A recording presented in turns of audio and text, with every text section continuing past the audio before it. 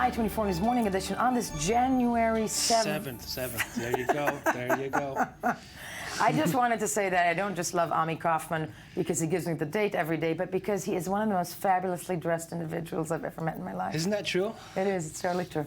Should I button this by the way? Avri, on the other hand, no. What does the T-shirt say?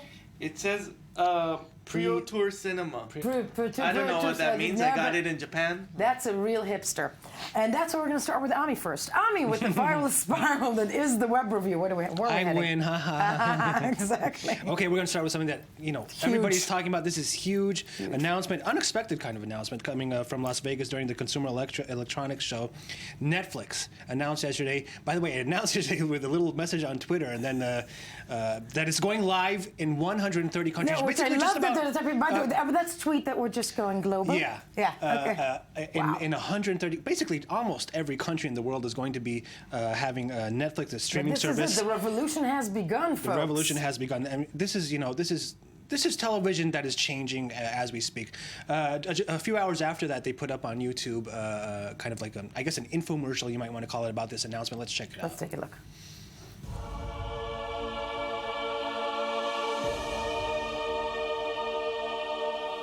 This is exactly where I am supposed to be right now.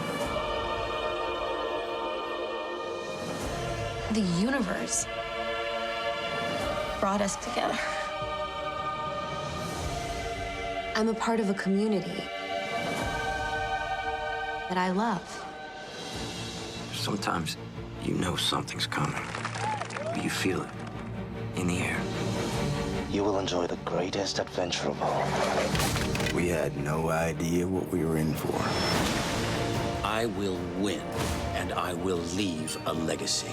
You mean we will? You feel joy and pleasure. That's just the beginning. You are no longer just you. I still believe the world is good. This is the true meaning of community. Lo mejor es que ganemos este puto partido. I feel like this is my new favorite show. You say that about every show. Because right now, actually, all shows are amazing. It's the golden age of television. Can we please not talk during the show? Your work is not yet finished. What are you gonna do? Whatever it takes. If you don't stop fighting, you could change the world. What is it that has brought this family together? Victory! Victory! How would you like to participate in the birth of something extraordinary? We got food, we got booze, we got attractive people. Here we go. Now, I'm getting excited and over myself. Looking at this infomercial sort of thing, I'm reminded how many good shows Netflix have made during the last couple of years.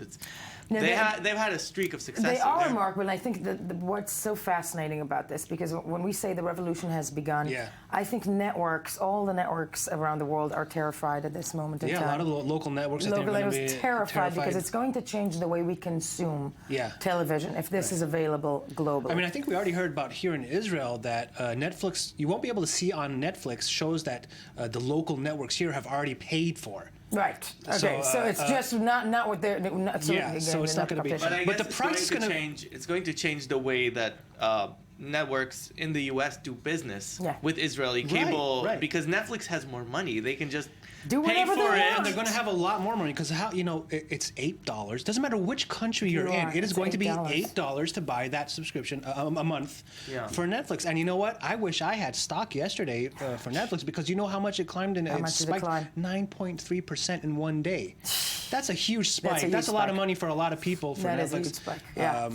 Well, I read once a New Yorker article about Netflix when they started, and he said the CEO said if Blockbuster had woken up, 6 months before it has and started its own subscription, we would be dead in the water. Yeah. But we started mailing out DVDs, and nobody was doing it for 2 years. Yeah. And we got the market. We cornered the market. That's it. The market. No.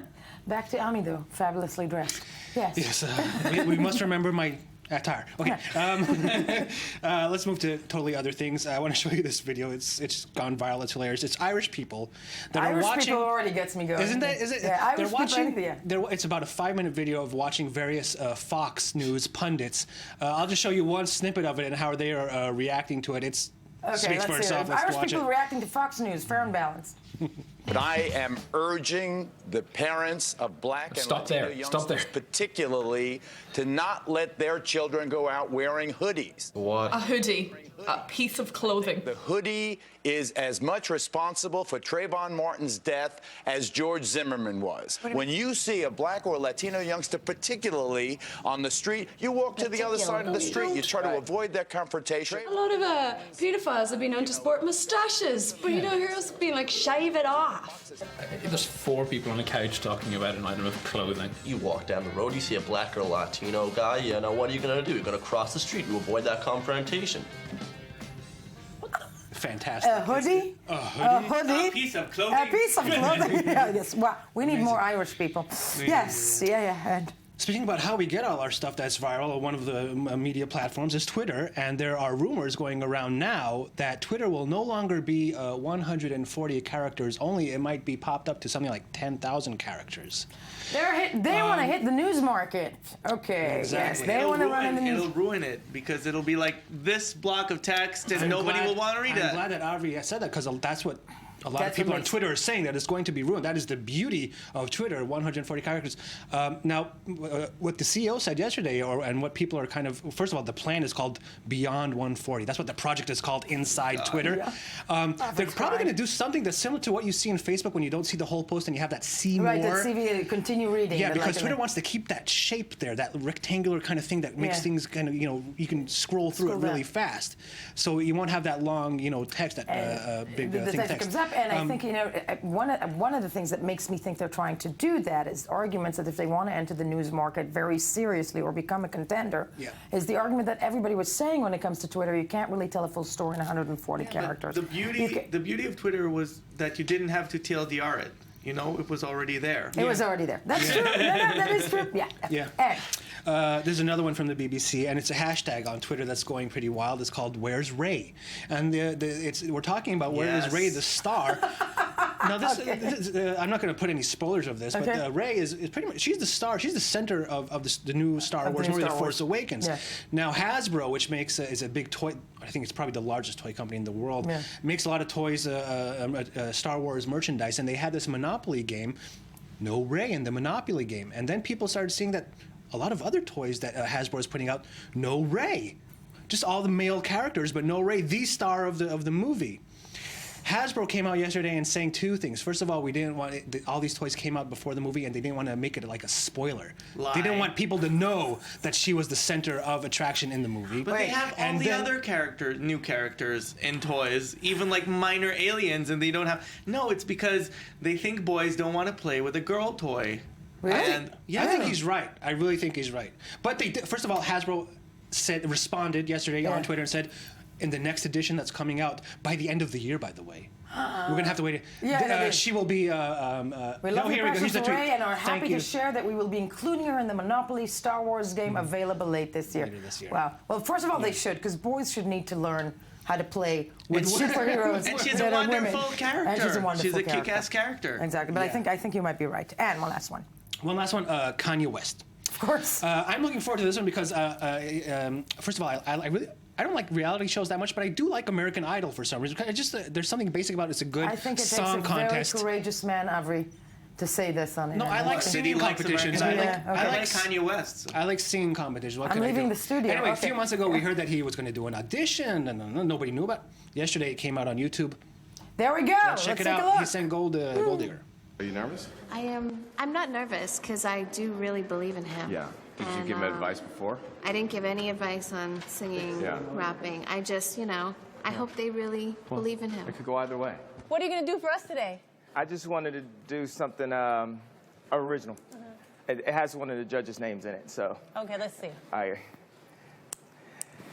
Cutie the bomb, met her at a beauty salon with a baby Louis Vuitton under her underarm. She said, I could tell you rock, I could tell by your charm. For us girls, you gotta fly. I could tell by your charm and your arm. Are you nervous? Think he passed? Think he made it through? Yeah. Did he? Okay. Wow, Ami. Yeah, I have to come over to your house and watch American Idol one day. You are invited. I am invited. Avri! But will you be wearing the bow tie when she comes over? Just the bow tie. Oh, wow, this guy. Okay. Avri, I was about to say, how can you beat that one? But you just did. No. Yes, and Avri, Culture Magazine editor at large, so to speak. Yes, what do you have for us? We're starting with a sad story. The first loss of 2016 for the film world. Vilmos Zsigmond, one of the greatest cinematographers of the 20th century. You know, the guy who shot Close Encounters of the Third Kind, The Deer Hunter, Deliverance, The Long Goodbye, one of my favorite. The Long Goodbye, amazing film. I mean, these are it's more than classics. These are mega classics. Yeah, he was born in Hungary, and he had to flee Hungary in 1956 after there was anti-government revolution there. They tried to oppose the government, and he documented it. And then when the revolution failed, he fled to Austria and then came to America. Spielberg, he kind of, for 10 years, he kind of did little exploitation films until Spielberg took him to shoot the Sugarland Express, his first movie. And then after that, Close Encounters of the Third Kind, for which he won an Oscar. But he did say, Zsigmond, that he didn't love working for Spielberg because he said Spielberg sort of had his ideas exactly of what he wanted, and he felt like a cameraman working for him. No freedom. Or that's like saying, he was, and his director ego was very big. Yeah, but he then continued working. He worked with Michael Cimino for The Deer Hunter, and also for Heaven's Gate, which is one of the big cinematography. Heaven's Gate. The cinematography is amazing, but it was kind of like the most controversial movies. People thought it was too. Yeah. But he kept working up until the last few years. He did television. His last credit is the Mindy Project, the Mindy Kaling show. Yeah. He continued working. Yeah, he shot that. And. Well, moving on to something completely different. Okay. We saw the beginning of the year a new animated TV show called Border Town from Seth MacFarlane, who we know as the Family Guy creator, and Mark Henteman, who was a writer on Family Guy and The Simpsons. And let's take a look at the trailer to see what it's all about. Let's take a look and see what this is about. Welcome to a town at a cultural crossroads. This is Mexifornia. We've got a Native American, an Asian couple, and I even managed to find a white guy. Is that some kind of insult? We're still in charge. We still have the vice presidency. From Seth MacFarlane, creator of Family Guy. Yep, wrong show.